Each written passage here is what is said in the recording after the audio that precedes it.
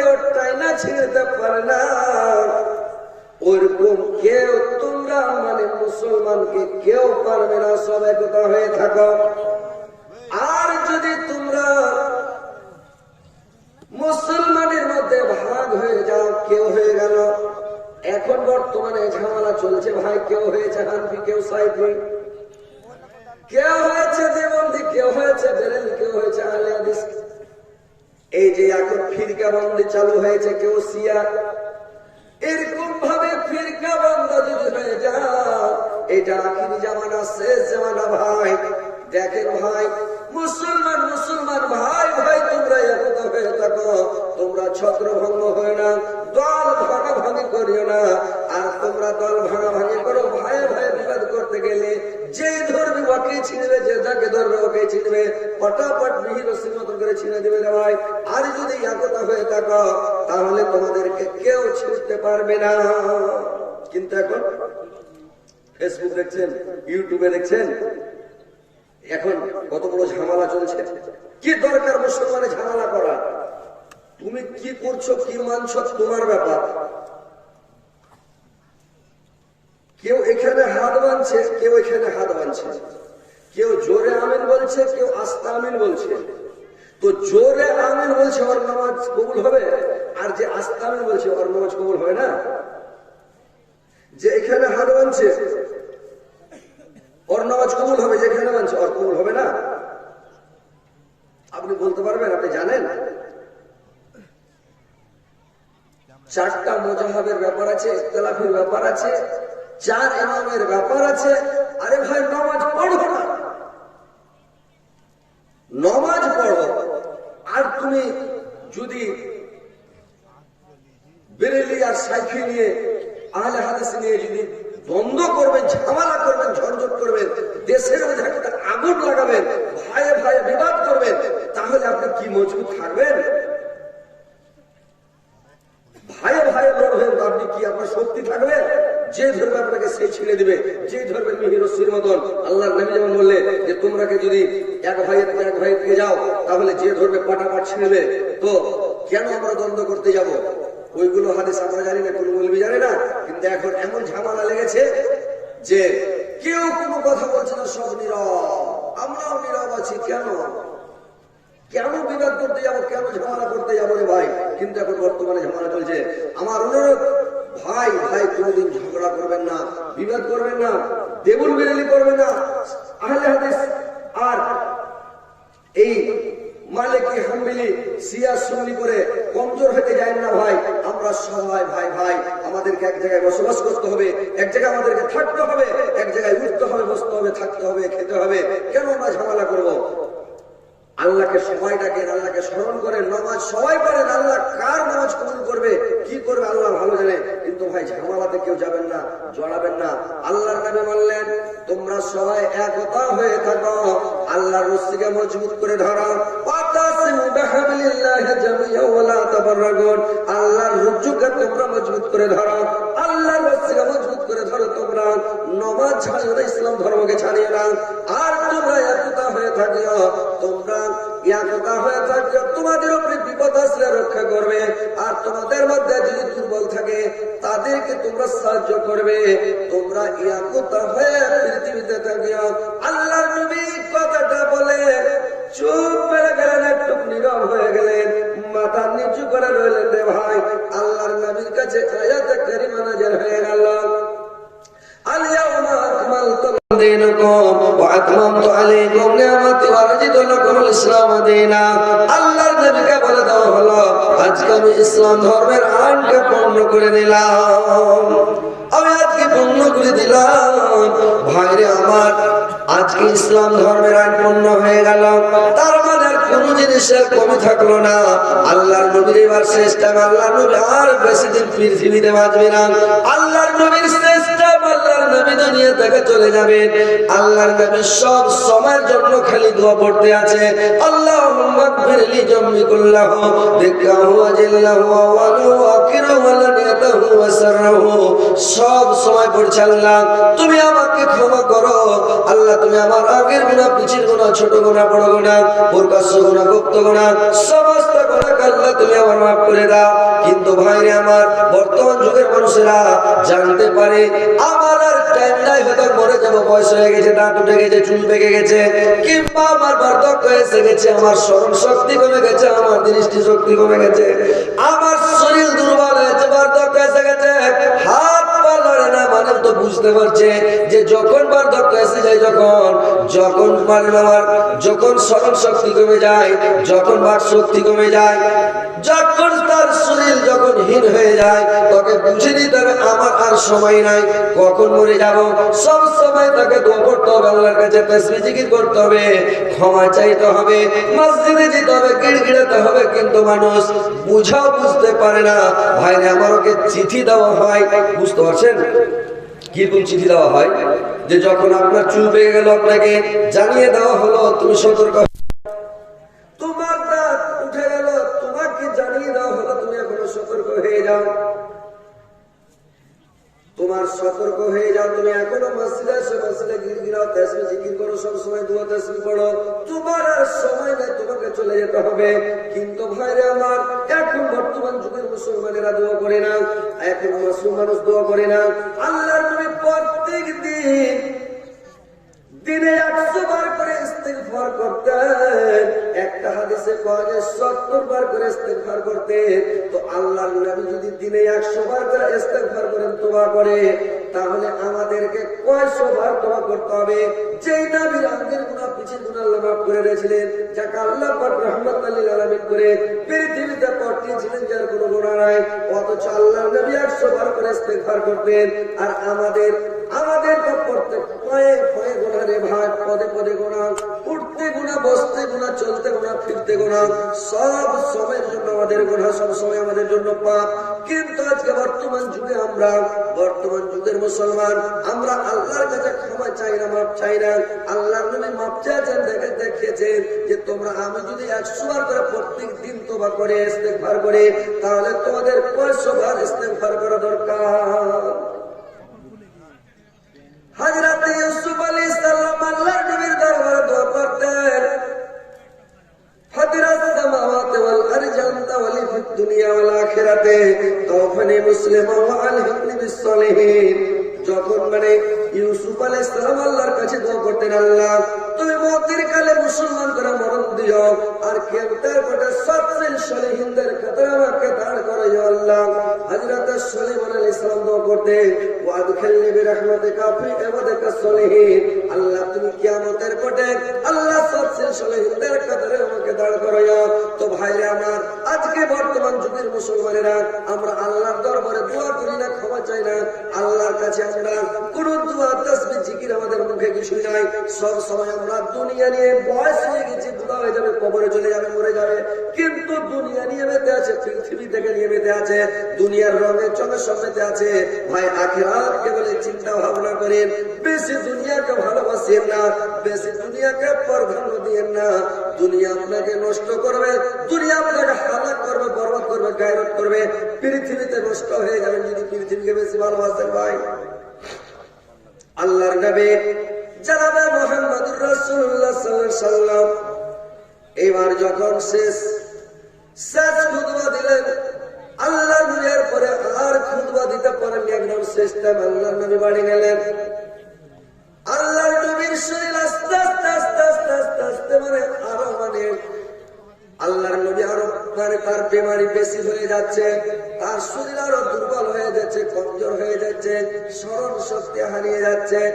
আল্লাহর নবী তার খেয়াল রাখে না, আর তার শরীরে এত তাপমাত্রা যে পানি পটি করে যখন তার মাথাতে কপালে দিয়ে থাকে, একটু পরে পরে করে কি পানিতে হাত জমি যখন মাথায় নাই, কিন্তু দেখে কে আল্লাহর নবীর মাথাতে তাপ একটু করে শুকিয়ে যায়, ফের হাত দেয় আল্লাহর নবী বললেন তার বিবি রেখে আমাকে 7 মশক বিভিন্ন কূপ থেকে পানি এনে দাও, আমি গোসল করব।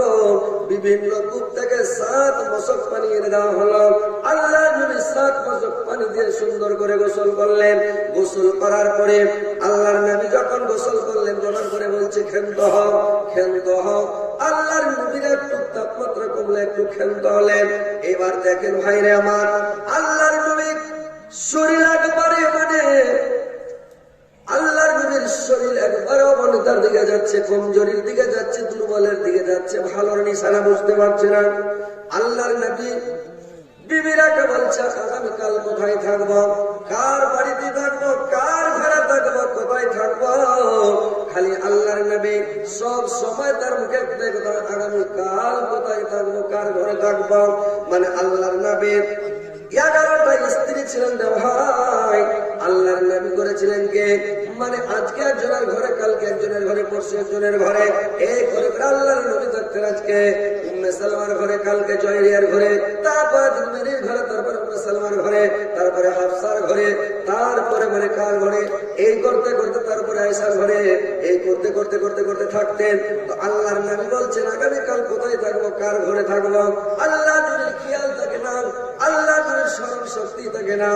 আল্লাহর নবী বললেন কে, আল্লাহর নবী যখন এইগুলো কথা সব সময় বলেন আগামীকাল কোথায় থাকবো, কার ঘরে থাকবো, আল্লাহর নবীর বিবিরা মাশওয়ারা করতে লাগলেন, আলোচনা করলেন যে আল্লাহর নবী কার ঘরে যেতে চায়, কাকে বেশি ভালোবাসে, কার ঘরে থাকতে চায়। একটু মাশওয়ারা করার পরে বিবিগণ বলল আল্লাহর নবীর পানি টালি ছেড়ে দাও, আল্লাহর নবীর যেখানে ইচ্ছে সেইখানে যেতে দাও, যার ঘরে যাওয়ার ইচ্ছা তার কাছে চলে যান, আমরা সুইচ টাইম আর ভাগ টাগ নেওয়া বন্ধ করে দাও, যেখানে ইচ্ছা যাক। আল্লাহর নবীকে জিজ্ঞাসা করলেন কোথায় যাবেন, আল্লাহর নবী বললেন যে আমি আয়েশার ঘরে যাব, আমাকে আয়েশার ঘরে পৌঁছে দাও। আল্লাহর নবী বলছেন বিবিরাকে আমাকে আয়েশার ঘরে পৌঁছে দাও। এবার তখন করলেন কি আয়েশার ঘরে আল্লাহর নবীকে পৌঁছে দিলেন। ভাই আল্লাহর নবী উঠে দাঁড়াতে পারে না, হাঁটতে পারে না, পা উঠে না। আল্লাহর নবী আব্বাসের ঘরে হাত দিলেন, করলেন কি আল্লাহর নবী হযরত আলীর ঘরে হাতে যখন আয়েশার ঘরে মানে ঘরে যাচ্ছেন, আল্লাহর নবীর পা দুইখানা বেনা মাটিতে চেঁচিয়েছে রে ভাই। এই করতে করতে ছেড়ে নিয়ে আয়েশার ঘরে যখন নিলেন, আয়েশার ঘরে যখন নিয়ে গেলেন, আল্লাহর নবীকে আয়েশার ঘরে যখন পৌঁছে দিলেন, আল্লাহর নবী যেমন ঘরে যাওয়া, আয়েশা বলছেন আমি অভ্যাসে পরিণত করলাম, আমি দাঁড়িয়ে গেলাম, চট করে আমি দাঁড়িয়ে গেলাম। আয়েশা আমাকে ইশারা করল, আল্লাহর নবী আমাকে ইশারা করলো বসে যাও আয়েশা, আমি চট করে বসে গেলাম। আমি যেমন বসে গেলাম, আল্লাহর নবী আমার বিছানার উপরে মানে উঠে আমার পায়ের উপরে, জামের উপরে মাথা দিয়ে আল্লাহর নবী যখন শুয়ে গেলেন, আমি তার মাথার নিচে হাত দিলাম। আল্লাহর নবী শুয়ে আছে, আমি তার মাথার তলে হাত দিয়ে আছে। আল্লাহর নবীর মানে শুয়ে ঘুমন্ত মানুষের মতো চোখ বন্ধ করে শুয়ে আছেন। এবার দেখে গেলেন আল্লাহর নবী এবার বুঝতে পারছেন আর সময় না, আমি আর বেশি দিন বাঁচব না। এবার করেছে কে, আল্লাহর নবী বললেন আমার সাহাবা বর্গদেরকে বলে দাও। হযরত বিলালকে ডেকে বললেন এ বিলাল, তুমি একটু দেশের মধ্যে এলান করে দাও, দেশে খবর দিয়ে দাও, এলাকার মধ্যে খবর করে দাও, যেন আমাকে কোন মানুষ যদি আমার কাছে কোনো পাওনা দাওনা থাকে, কোন মানুষ যদি আমার কাছে কিছু পায়, তো আমার কাছ থেকে যেন পাওনাটা বুঝে নিয়ে যায়। কেউ যদি আমার কাছে কোনো দাবিদার থাকে, কোনো হকদার থাকে, আমার কাছে এসে যেন সেটা বুঝে নিয়ে যায়। আমি কারোর দাবির তলে থাকতে চাই না। যদি আমি কাউকে গালি দিয়ে থাকি, সে আমার কাছ থেকে প্রতিশোধ নিয়ে যায়। কাউকে কোড়া মেরে থাকি, কাউকে গালি দিয়ে থাকি, কাউকে মেরে থাকি, যদি কেউ দাবিদার থাকে যেন আমার কাছে এসে যায়। এইভাবে হযরত বেলাল চতুর্দিকে এলান করে দিল রে ভাই। যখন এলান করে দিল, এবার দেখেন ভাই আল্লাহর নবী এমনই মানুষ ছিলেন, কাউকে কষ্ট দেননি, দুঃখ দেননি, কোনো মানুষকে আঘাত করেননি। আল্লাহর নবী এমন নবী ছিলেন, আল্লাহ তাকে এমন সুন্দর নবী করে পৃথিবীতে পাঠিয়েছিলেন যে কোনো মানুষকে গালি দিতেন না, কোনো মানুষকে কোনোদিন চড় থাপ্পড় মারতেন না। আল্লাহর নবী যখন রেগে যেতেন, যে হাদিসের মধ্যে পাওয়া যায় যে যখন আল্লাহর নবী রেগে যেতেন তখন আল্লাহর নবীর চোখ দুটো খালি লাল হয়ে যেত। লাল হয়ে গেলে সাহাবীরা বুঝতে পারতেন আল্লাহর নবী রেগে গেছেন।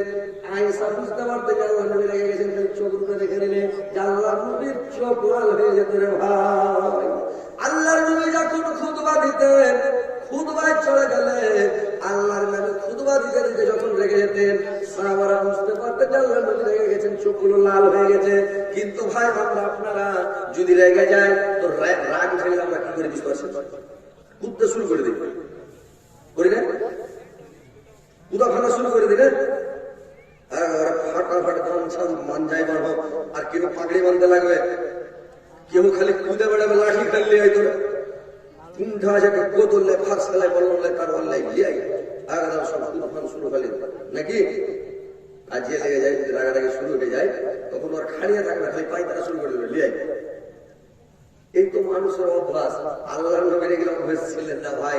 আল্লাহর নবী কুদফান করতেন না, খুব করতেন যখন খুতবা দিতে রেগে আঙ্গুলের ইশারা করতেন, হাত খানটা একটু লড়াইতে কথা বলতেন। কিন্তু আল্লাহর নবীর এটাই ছিলেন অভ্যাস, রেগে গেলে চোখ লাল হয়ে যেত।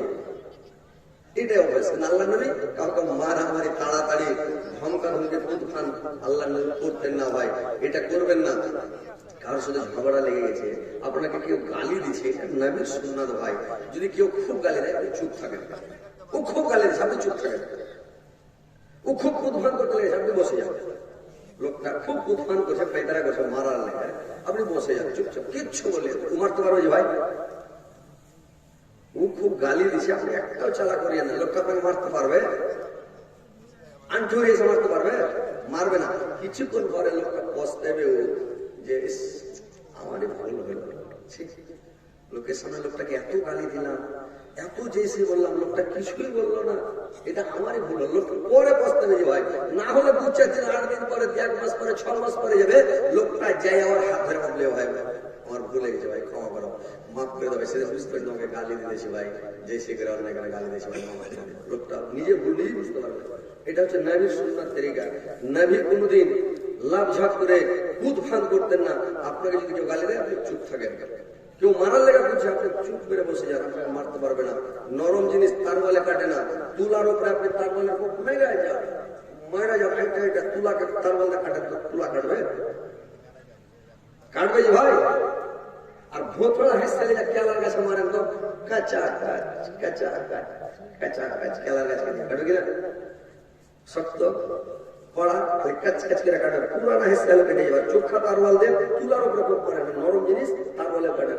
আপনি যখন নরম হয়ে যাবেন যতই রাখবেন আপনাকে মারতে পারবেন না, উপায় নেই। তো ভাই আমার, আল্লাহর নবী যখন এলান করে দিলেন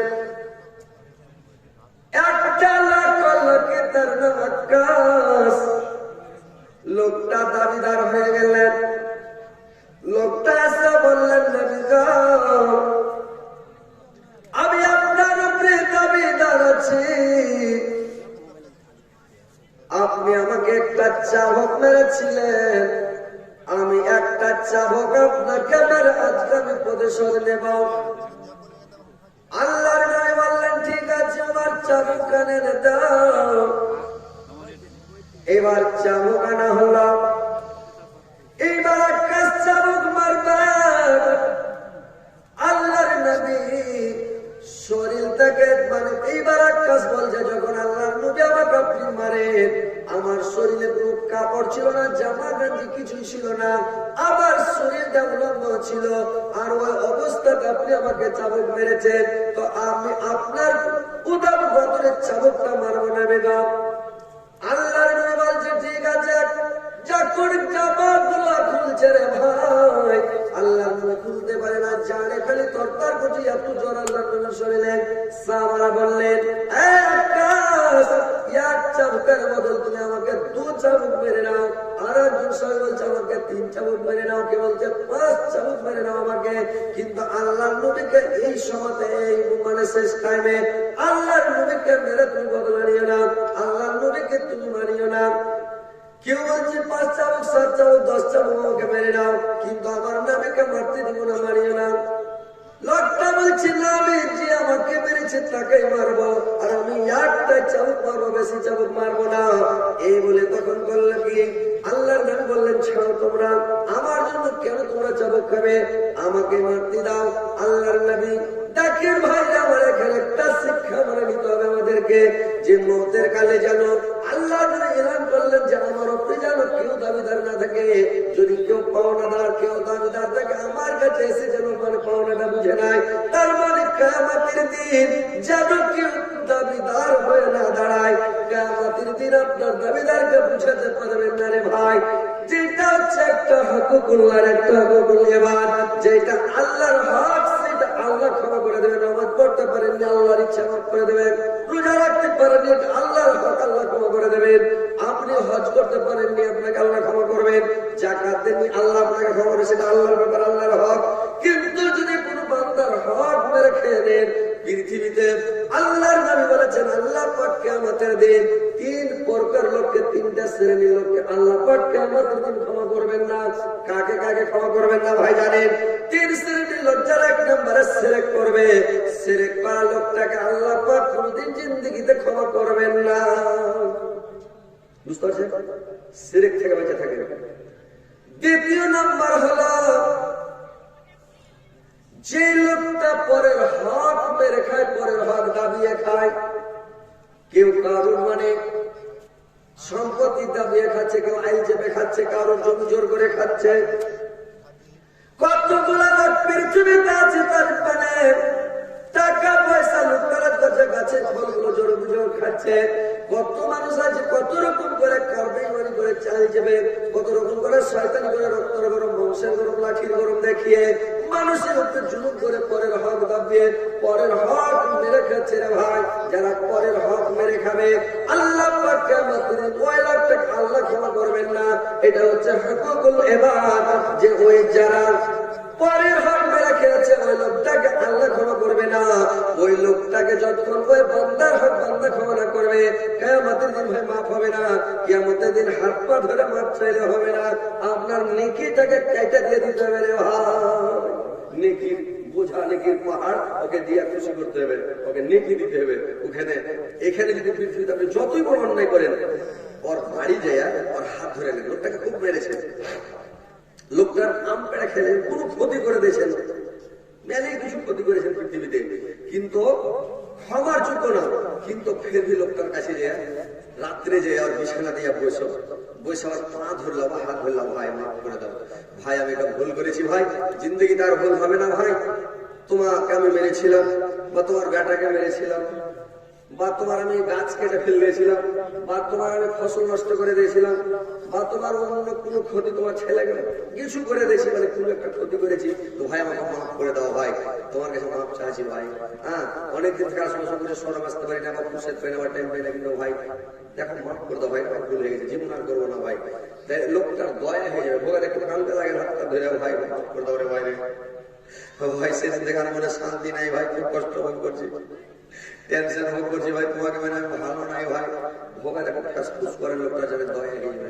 লোকটা হলো ঠিক আছে ভাই, যখন তুমি এত কষ্ট ভোগ করে যাও, না যদি একটা হাদিসটা দিয়ে ছাড়ো তোমাকে ভাই, আল্লাহ বলছে যে তুমি বান্দা, তুমি যদি ক্ষমা না করো, আল্লাহ তোমাকে কেন করে ক্ষমা করবে? আর মানুষের যদি ছোট মোটো ভুল আল্লাহ মানে কোনো মানুষ ছুপিয়ে দেয়, ক্ষমা করতে দেয়, তো আল্লাহ কিয়ামতের দিন ওর বড় বড় গুনাহ আল্লাহ ক্ষমা করবে, বাস করবে না।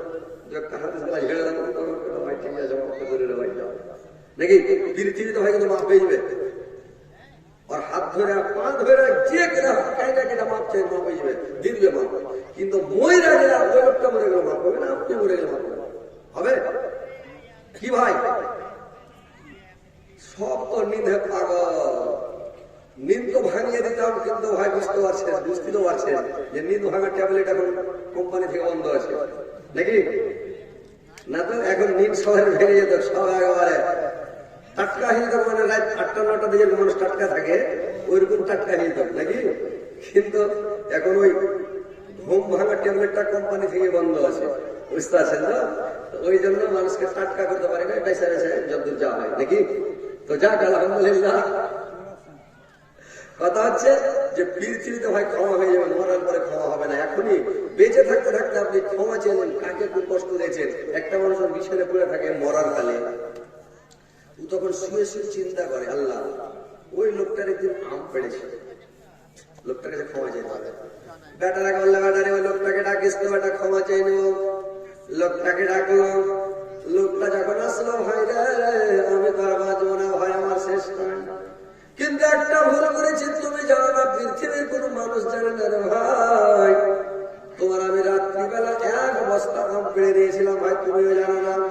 কিন্তু ভাই রে তখন থেকে আমার মনের মধ্যে শান্তি নাই ভাই, তুমি আমাকে মাফ করে দাও, যেটা আমার অন্যায় হয়ে গেছে, এটা আমি ভুল করেছি ভাই, তোমার কাছে ক্ষমা চাচ্ছি। বলে হাজি ভাই কখন পেয়েছি মনে নাই, খবর নাই, তুমি ফেরাই ঝাড় মনে করিয়ে দিছো, বলছি হ্যাঁ ভাই মাফ করে দাও ভাই, ভুল হয়ে গেছে ভাই। বলে যাও মাফ করে দেবো, আমার ক্ষীর আনলে দিয়ে আনলে খাই আছে গাছের ভাই, তুমি যেমন গায়ের ভাই, তুমি মরে গেছো, এখন আল্লাহ তোমার ভালো করে জান্নাতুল খান দোয়া করবে, বুঝতে পারলেন তো ভাই। মাপ চাইবেন পৃথিবীতে, তো পরের হক মেরে যদি খান আল্লাহ ওকে ক্ষমা করবে না। আর 3 নাম্বার, ওই লোকটা, যে লোকটা কোন মানুষ পৃথিবীতে দুঃখ দিয়ে যাবে, কষ্ট দিয়ে যাবে, কোন মানুষকে আঘাত দিয়ে পৃথিবী থেকে যাবে, ভাইরে আমার, পৃথিবীতে কোন মানুষকে দুঃখ দিবেন না, কষ্ট দিবেন না, আঘাত দিবেন না, কোন মানুষকে হাতের দ্বারা কষ্ট দিবেন না, মুখের দ্বারা, জবানের দ্বারা কষ্ট দিবেন না, কোন মানুষকে চোখের দ্বারা কষ্ট দিবেন না, ঠোঁটের দ্বারা কষ্ট দিবেন না, ঠোঁট বাঁকাবাঁকি করবেন না, চোখ টানাটা করবেন না, মানুষের গল্প গুজব গিল্লা করবেন না, বদনাম শিকায়ত করবেন না, আর কোন মানুষকে আঘাত কষ্ট দিবেন না। যদি কোন মানুষকে কষ্ট দিয়ে আঘাত দিয়ে পৃথিবী থেকে যান, মানুষের দিলটা খুবই নরম রে ভাই, সারাদিন যদি ওর পিঠে পিঠে কিল মারেন, ওর দেলে চোট পৌঁছবে না, বুকে বুকে ঠাটার শট করে দিলটাতে লাগবে না, দিলটা এমন জায়গাতে আছে কিলিয়া চলে যান, দিলে চোট লাগবে না, কিন্তু একটা কথা খালি আনক্ষা করে পেঁয়াদের লোকটার দিলে চোট লেগে যাবে, দিলটা মরে যাবে, দিলটা টুটে যাবে, আপনার উপর থেকে দিলটা মরে যাবে ভাই, এত দিলটা নরম, এমন জায়গাতে আছে এত নরম, খুব নরম। তো মানুষকে ভাই কষ্ট দিয়ে পৃথিবী থেকে যাবেন না, যদি কষ্ট দিয়ে যান তাহলে আপনার জিন্দগি বেকার, আপনার জান্নাত যাওয়া মুশকিল আছে ভাই। পৃথিবীতে কোন মানুষকে আঘাত দিয়ে যাবেন না, নামাজ পড়েন না, আল্লাহ আপনাকে ক্ষমা করে দেবে, আল্লাহর কাছে খুব কানাকাটা করেন, ছেড়ে যান, গিড়গিড়ান, হ্যাঁ দিয়ে তোমার করে নামাজ ধরলেন, এই যে নামাজ ছেড়েছে, আজকে থেকে যতদিন জিন্দগি বাকি, এখন থেকে নামাজ ধরেলেন আর আল্লাহর কাছে আনতে লাগেন, সিলিন্ডার হয়ে যান, আল্লাহ আমি ভুল করেছি, আর জীবনে বার দেখার নামাজ ছাড়বো না, আল্লাহ বাইচা থাকা ভরে 5 ওয়াক্ত নামাজ পড়বো, আজান দেবো, আল্লাহ মসজিদ আসবো, জুমা পড়বো, ঈদ পড়বো, আল্লাহ যত তোমার নামাজ আছে সব করবো, রোজা 1 মাস রোজা রাখবো, আল্লাহ তাসবিহ সব করবো, জিকির করবো। আপনি খালি সিলিন্ডার হয়ে যান, যে শেষ ভালো যার সব ভালো তার, আপনি যদি শেষ কালে দুহাতি কালেও তোবা করেন, কিন্তু 50 টাকা গেলে আল্লাহ নিবেন, আপনাকে বসবে না ভাই, 50 এর আগে টাইট করতে হবে, বুঝতে পারলেন? 40 এর দিকে যদি করেন তোবাটাকে, যদি ভুল করে থাকেন, আল্লাহ হয়তো আপনি আগে থেকে নামাজ রোজা করেন ভালো, আর না হলে যদি বয়স যখন বেশি হয়ে যাবে, বেশি হয়ে যাওয়ার পরে যদি 50 এর পরে আপনাকে নিবে না, ওইটাতে রিজেক্ট করলে বুঝে ফেলে দেবে, মানুষ বুড়া হয়ে যায়, ওকে আর বুঝবে না, ইঞ্জিল ডাইরেক্ট করে দেবে, পূজা মসজিদে থাকতেই পারবে না, যখন মসজিদের রূপ উঠে যাবে তখন আর ইঞ্জিল ডাইরেক্ট চুল করে দুজন ফোটা মারবে, সাল্লাল্লাহু আলাইহি বলে যখন দাঁড়াবে, যেমন দাঁড়াবে ভাই, চ্যাংড়া দিবসে চেক করার মন থাকলে ডাইজিং ট্যাবলেট বেলা কয়টা খেয়ে দেখেন, খালি 2-4 দিন খান, 8 টাকা করে গ্যাসের ট্যাবলেট 2-4 দিন খান, আপনার ইঞ্জিন ডাইরেক্ট করে ছেড়ে দিবে। তো ভাই রে আমার, ওইরকম বুড়া মানুষের ডাইজিং খাওয়ার মতন, মানে বুড়া মানুষের ইঞ্জিন ডাইরেক্ট হয়ে যাবে, কাপড় ঠিক থাকবে না, শরীর ঠিক থাকবে না, স্মরণ শক্তি থাকবে না, সেই